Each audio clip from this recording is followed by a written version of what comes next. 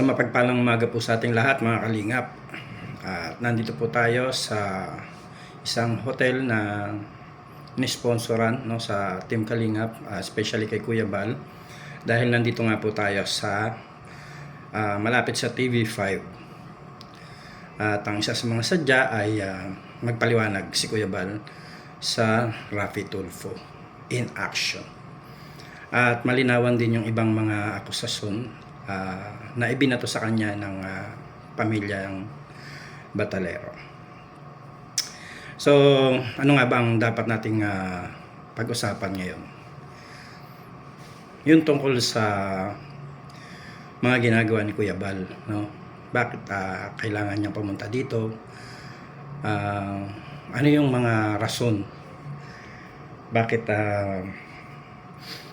kasi may mga nagsasabi, no, di ba Christian naman yan sila, pastor naman yan si Kuya Bal, pero bakit kailangan gumanti, bakit kailangan pumunta dyan? Actually, hindi natin alam kung ano yung tatakbuhin ng magiging usapan doon kay Raffy Tulfo mamaya. Pero ang isa sa malinaw na pagkakaalam ko ay para sumagot po si Kuya Bal doon sa mga akusasyon. Ito po ay parang sabi nga nila, respondent. Magre-respond si Kuya Bal doon sa mga akusasyon na ikinapit sa kanya o sa pamilya niya.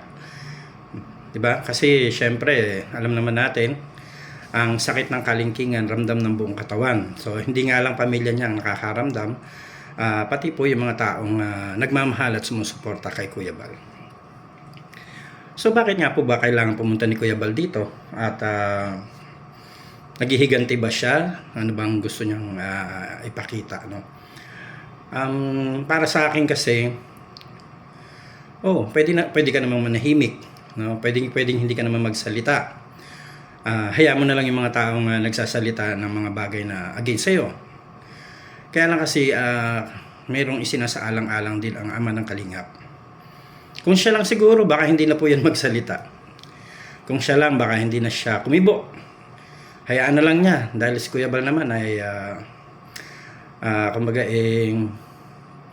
mga problema sa kanya talagang come and go lang, no? Kaya lang kasi may mga isinasaalang-alang. Kagaya niyan, syempre yung damdamin din ng mga taong mahal niya, yung pamilya niya. Bagamat hindi sila masyado nagsasalita, pero syempre apektado nga. Isa sa makita natin diyan si Grace Kapitana, no? Nung mismong araw ng kasal ni Kakay, at doon din nila nakita yung papa nila na nandoon sa Raffy Tulfo, no?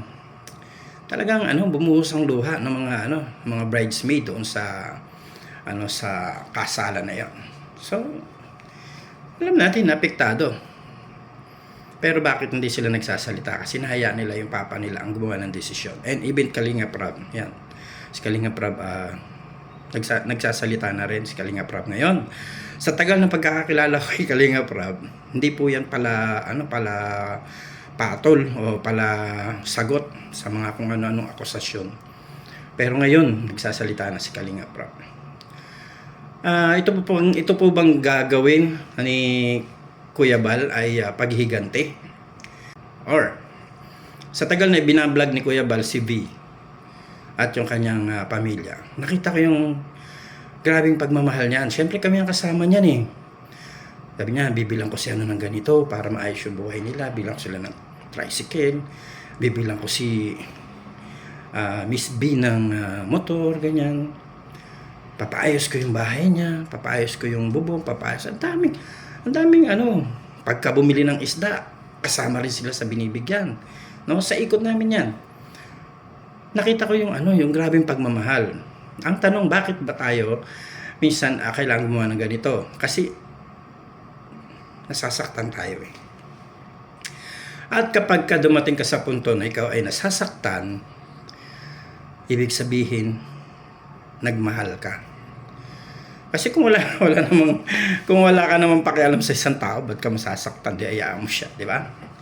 Hindi eh. Kaya tayo nasasaktan kasi nagmahal tayo. So yun yung totoo. Maraming tao ngayon ang nasasaktan kasi minahal nila eh. No, minahal nila ito mula sa umpisa. hanggang ngayon, actually hanggang ngayon, umaasa pa na maayos yung nasirang relasyon. Ang maganda dito kasi meron namang mga nag-open ng arms. So yun, siguro naman for the sake of doon sa buhay na lang nila V, pabayaan naman po natin yung mga tao kasi kawawa rin sila. Lalong-lalo na yung future ng bata. Bagay ngayon, marami ng ibang taong nagmamalasakit siguro. Kaya minsan malakas din yung loob natin. Kasi may mga taong nasa likuran natin. Sabi na, I got your back. I got your back. Pero yung relasyon, no? Yung relasyon. Kaya nga ang Diyos, di ba? Nilikha niya yung tao, nagkasala ang tao sa kanya, so nasira ang relasyon. Pero ang Diyos gumawa pa rin ng paraan para mabuo ang relasyon. Sa pamagitan ng ating Panginoon Kristo, nagkaroon uli ng reconciliation. So, dito ba ay kaya nandito si Kuya Bal dahil galit talaga? Di po, meron lang maaaring mga bagay na dapat linawin at parusahan, yung mga dapat na maparusahan siguro. Hindi ba tayo marunong magpatawad? Si Kuya Bal ba hindi marunong magpatawad? Marunong po yan. May mga pagkakataon kasi sa buhay natin kapag tayo nagawaan ng masama ng isang tao, although mahal natin siya, syempre mahal natin, papatawarin natin, di ba? Patatawarin natin yan. Pero you have to suffer the consequences of yung nagawang kasalanan, di ba? So yun po yun eh. Narinig ko to sa isang sikat na pastor ng isang napakalaking community, Christian community. Ito yung testimony niya. Sabi niya doon, binigay niya yung buhay niya sa Panginoon para pag-serve. Nagsaserve siya sa Lord, nag-Bible study, nag-preach, gumagawa ng mga charity works. Kaso minsan sa isang pag-share niya ng Word of God, Bible study, iniwanan niya yung anak niya sa bahay nila, di ba? So sila nandun sa Bible study. And so happen, habang siya ay nagmi-ministry at gumagawa siya ng paglilingkod sa Panginoon, yung kanyang anak pinasok ng masamang tao, ni rape. So kung ikaw yung pastor na yon, ano yung mararamdaman mo? You give your life to the Lord, to serve the Lord, di ba? Tapos yung anak mo, no, nandun sa bahay mo, pinasok ng masamang tao, ni rape yung anak mo. Siyempre masakit yun. Grabe ang sakit nun. Bilang lingkod ng Diyos, yung tao anong gagawin mo?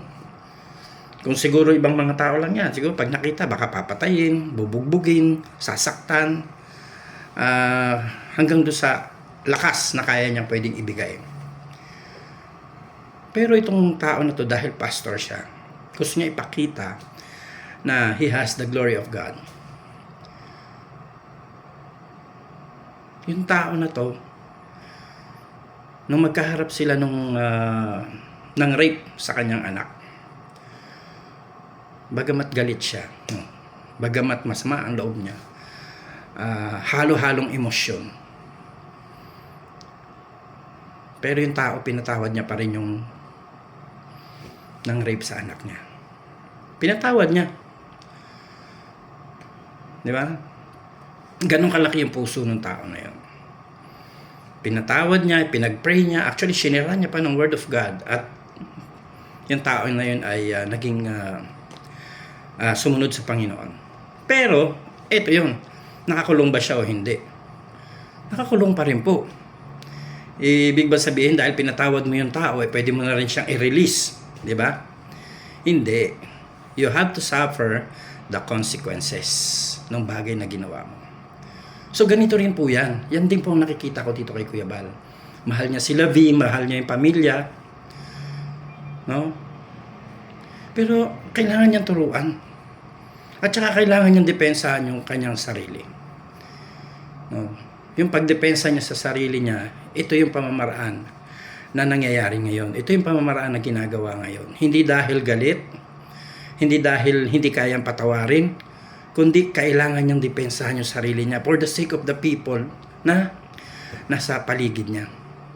Yung mga sumusuporta sa kanya, yung mga nagmamahal sa kanya. Kasi sabi ng iba dyan, wala ka bang gagawin? Di ba? Wala ka bang gagawin? Hindi ba depensahan yung sarili mo? Hindi ba ipagtanggol yung sarili mo? Actually, wala naman kay Kuya Bal yung gano'n eh. Hindi siya ganong klaseng tao. Nakita ko yun. Hindi siya mapagtanim. Hindi siya mapagtanim ng sama ng loob, ng galit. Pag nakita kanyang kahit na, di ba? Ang dami na nangyari sa kalingap niyan. Mga nakasuhan, tawag dito, yung mga gumawa ng masama, ng balasubas, no, kay Kuya Bal, sa kalingap, in the long run, andun pa rin sila. Kasi ganun nga yung puso ni Kuya Bal eh. Hindi yan mapagtanim. Pag lumapit ka dyan sa kanya, okay na ang lahat. Okay na ang lahat. So ngayon, bakit mayroong pagpapatulpo uli? At si Kuya Bal naman ang nandito. Ayun na nga, yung sinasabi natin kanina. Para sumagot. Para sumagot doon sa mga akusasyon, magpaliwanag.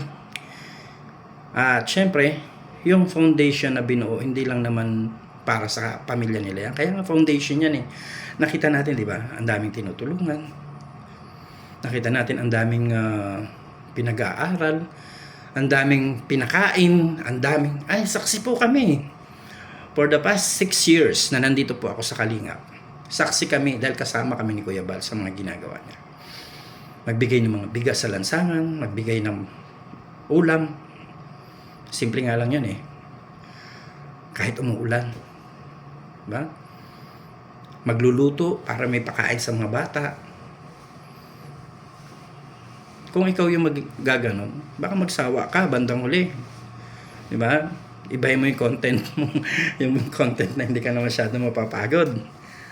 Pero sabi nga natin, di ba, wala naman trabahong hindi nakakapagod. Pag nagtrabaho ka, sigurado mapapagod ka. Ang importante, may maganda kang tinitignan sa inaharap. So yun po yun. Nakita namin yung effort ni Kuya. Kaya kami rin, mga BSM boys, na rin kami, na-amaze din kami. Bakit kaya ni Kuya yung ganitong bagay?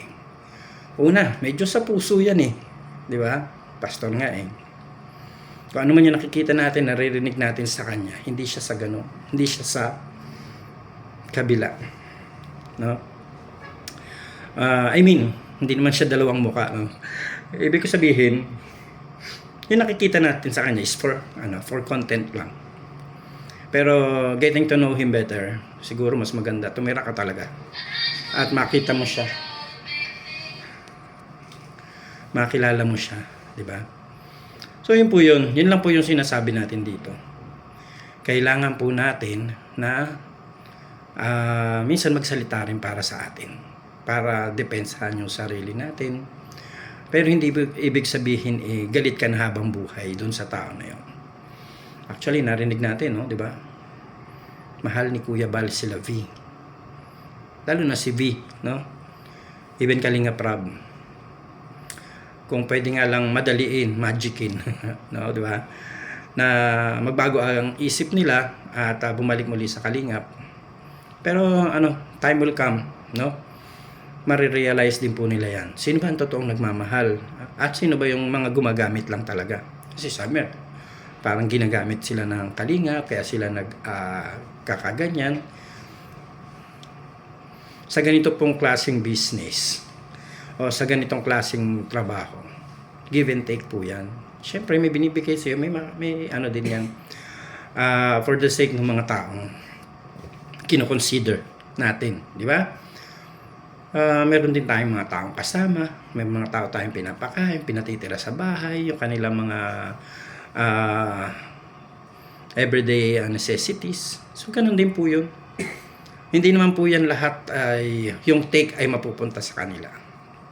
Natural din yun kasi nagtatrabaho naman sila, nagpapakahirap sila. So kailangan din nilang mayroong mag-gain. No? Pero knowing Kuya Bal, Kahit nga yung, di ba, alam natin na may binibigay naman si Kalinga Prab sa kanya. Kahit yung binibigay ni Kalinga Prab sa kanya, nagagamit pa rin niya. No? Nagagamit pa rin niya. Yung sweldo niya, nauubos niya sa pagbibigay sa mga tao. Kayo lang yung araw-araw na may mga taong pupunta sa bahay mo para humingi ng tulong. Sige nga. Nagawa po ba natin yon? Ang kailangan natin, magbalik din tayo ng respeto. Magbalik din tayo ng unawa. No? Magbalik tayo ng unawa. Ang pera-pera lang yan. Pera-pera lang yan. Ganyan. Pero yung relasyon, yun yung mahalaga. No? Yun yung mahalaga na dapat hindi natin baliwalain. Kaya sa pamilya nila V, meron po kayong pagkakataon na kausapin si Kuya, mag-usap kayo. Mahal po kayo ng Kalingap. Ang alam ko, mahal kayo ng Kalingap. At masakit sa kanila yung nangyayari ngayon. Kasi mahal kayo. Kaya sabi natin, kaya tayo nasasaktan kasi nagmamahal tayo. So, wag po nating hayaang mawala yung relasyon na nabuo. Meron pa namang pong room for reconciliation. Alam ko hindi naman yan nagsasara sila Kuya. Si Ate Edna, yan, sila Kalinga Prab, hindi yan magsasara para sa inyo. At doon sa mga tao na nasa likod ng mga bagay na to, mag-isip-isip din po tayo. Sabi ng John 10:10, no, sa Bible. Excuse me po. Ang kaaway ay napunta dito upang sumira, pumatay, at magwasak. Kung ang mentalidad po natin ay wasakin yung mga magagandang bagay na nangyayari, mag-ingat-ingat po tayo. Di ba? Kasi yan ang katangian ng kaaway na tinutukoy sa John chapter 10 verse 10. Ang kaaway na parito upang pumatay, magwasak at sumira. Pero dun sa kalahati ng verse, sabi niya diyan, ako ay naparito, tinutukoy niya ang Panginoong Hesus. Ako ay naparito upang bigyan kayo ng isang buhay na ganap at kasiyasiya. So, pili tayo doon sa verse na yan, John 10:10. Sino ka dyan? Ano ka dyan? Huwag nating i-portray yung character ng kasamaan. Kung alam nating masama yung gagawin natin, mag-isip-isip tayo. Di ba? Mag-isip-isip po tayo. Kasi mahirap mapunta sa impyerno. Mainit. Mahirap po doon. Kaya ngayon pong araw to, ngayong umagang ito, yan, nanawagan tayo doon sa mga nagmamahal at sumusuporta kay Kuya Bal at sa buong Kalingap. Ayan po. Panalangin po natin ang bagay na ito, no? At syempre, panalangin din natin na maging maganda yung outcome ng pagpunta dito ng Team Kalingap ni Kuya Bal Santos Matubang. So, maraming salamat po sa inyong lahat. At nawa ay piliin natin lagi na maging tama. Hindi man tayo perfectong tao. Pero piliin natin yung mabuti. No? Walang nagsasabi dito na perfecto. Tayo perfecto, kami perfecto. Nagkakamali kami, nagkakasala kami. Pero ang importante doon, marunong tayong bumalik, no, sa Panginoon. No, yun tinatawag na reconciliation. Kakamali ka, nagkakasala ka, nahihiwalay ka sa Diyos. Kasi kapag ang tao nagkakasala, nahihiwalay sa Diyos. Pero pag na-realize mo yung pagkakamali mo, pagkakasala mo, yung kamay ng Diyos laging nakalahad, no, para tanggapin po tayo. So ayun po ang mensahe, maliit na mensahe lang natin sa umagang ito. At sa mga kalingap na sumusuporta kay Kuya Bal, kung kaya nyo pong pumunta dito, ang kanila pong pagharap ay I think after lunch, mga siguro 1 o'clock or 2 o'clock. So punta po kayo para pakita po natin ang ating suporta sama ng kalingap. Yan, maraming pong salamat and God bless. Magandang buhay po sa ating lahat. Shalom.